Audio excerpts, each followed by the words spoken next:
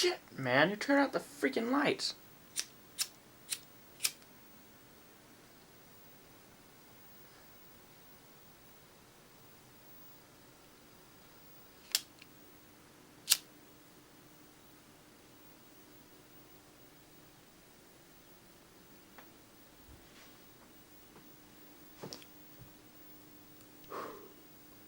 What the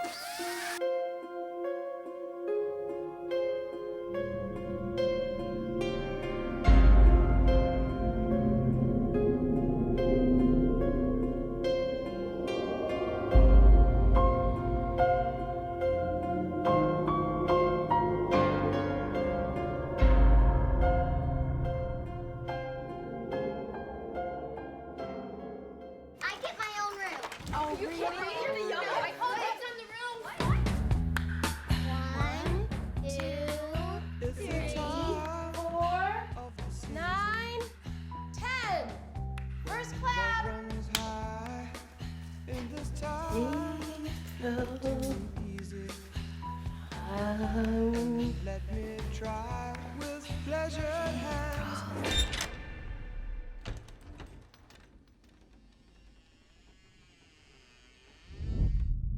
Clap. I'm gonna get you now.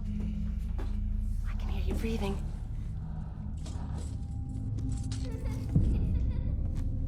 You took your blindfold off. I win. I was in Christine and Nancy's room. Hello, welcome back to another episode of our M News. I am Jordan, and today I'm going to be doing a double co-partner review with Cobbster Reviews with Christian. But first, I'm going to tell you what I thought about 2013's summer big blockbuster horror film, The Conjuring. Oh, The Conjuring is based upon Warren's case files from their past years of experience of paranormal investigation.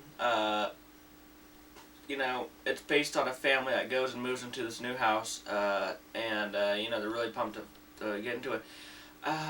If I knew this house was haunted like this, I wouldn't step 2 feet from this house. Like, this film makes you sit on the edge of your chair. I mean, I was getting into it so much. You will get into this movie so much. It's just very.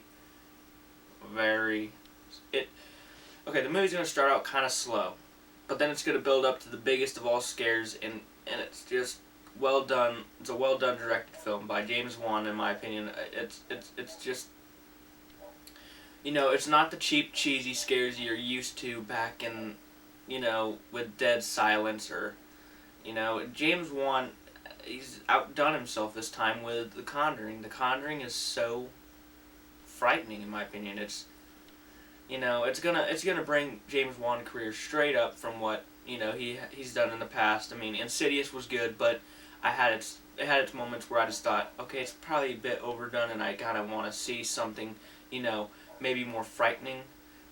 This tops his choice. I'm glad I am so shocked he chose something, and the fact that it's based on a true story and true case files gets you more freaked out and pumped.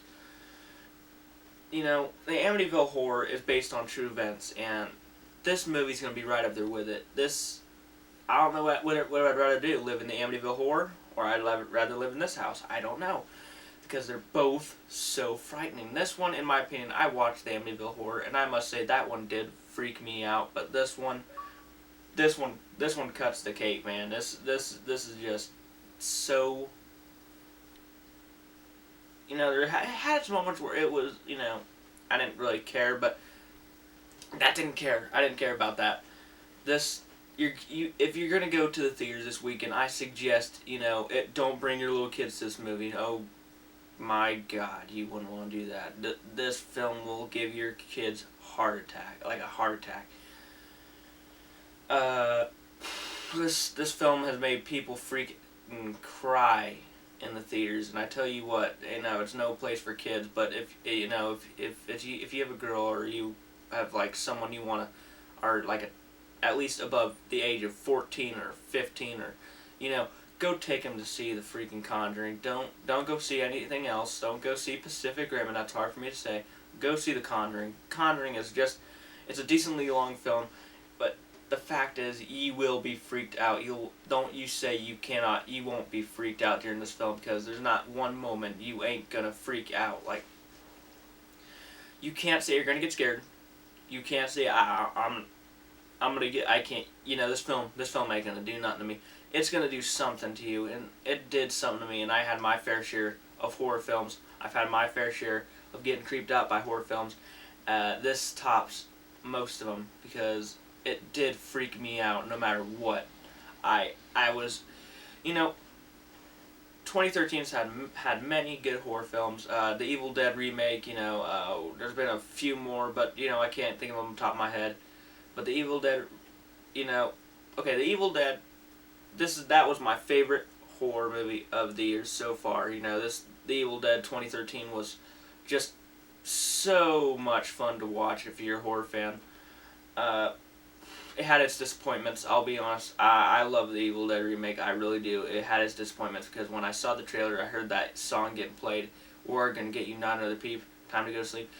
That wasn't in the movie, and that was such a big disappointment, because it brought you up to such a big expectation of, you know, oh, this is it, she's gonna sing it, and then it didn't happen, which kind of bummed me out, because I was waiting the whole freaking 96 minutes just waiting for that song.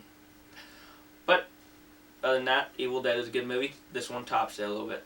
This one is probably going to be the biggest horror movie of the year.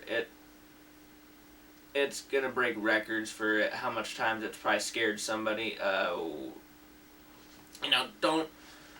You know, I'm not going to grade it yet, but I want to hear Christian's thoughts on the movie. He's kindly let himself, he kindly decided to come on my channel, and that's really awesome, because I wish I can do more of these things where I have someone come on and tell us their opinions. Take it away, Christian. Hello everybody, my name is Christian, and I run a YouTube channel called Cobbster Reviews, where I basically do movie reviews just like Jordan does here on the M News. And I'm happy to be collaborating with the M News for The Conjuring. I saw this movie a little while back, actually a few weeks ago. If you guys want to check out my full review, you guys can check it out on my channel at youtube.com/CobbsterReviews. But I wanted to spit a few of the reasons why I love this movie so much, and just a few things that I didn't really think that worked that well with it. Starting off with some of the good things, you know, this movie has such a great vibe to it. I love 1970 horror films. That's probably some of my favorite movies that came from that time, and this movie just fits so well with it. The theme, the costume design, the settings, and I love the fact that there's no, like, you know, high-tech technology. They're using a lot of old-school technology, which fits well with it, and it makes it scarier, because you see, like, horror movies today, and they have their iPhones out, and you see all this crap that we don't even need to have in horror films, and it makes it more authentic, and it makes it feel a little bit more fresh, and that's just what this movie feels to me. It feels so fresh,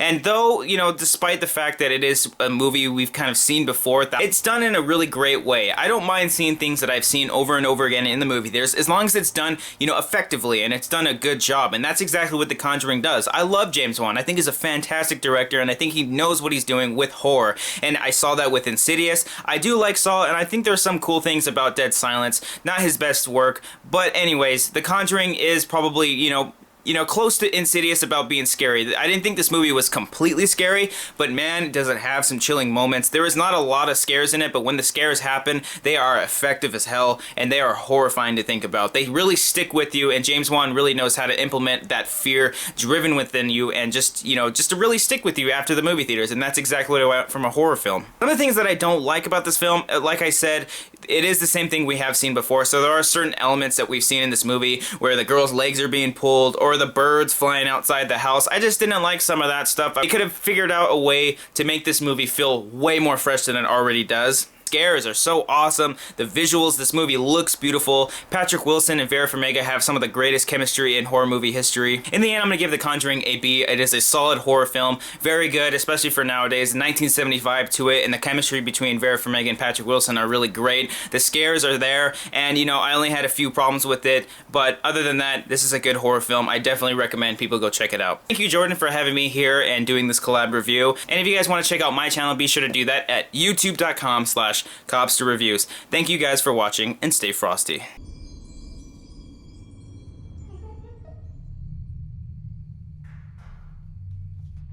Miles. It's way past your bedtime.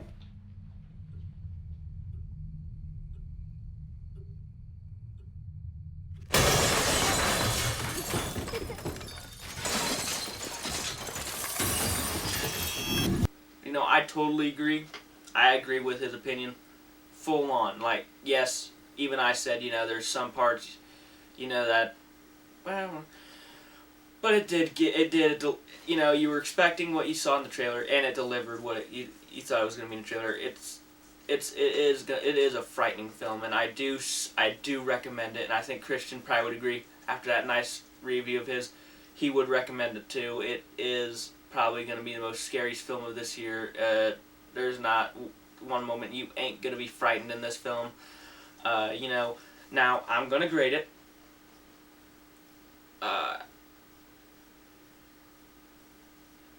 You know, I gotta go at least a 9.9 out of 10 because this film is just one little bit coming back up to a 10 because it's just so good. It's a great horror film. It's a great thriller film. It's just what I was expecting when I got there, and it delivered what I wanted.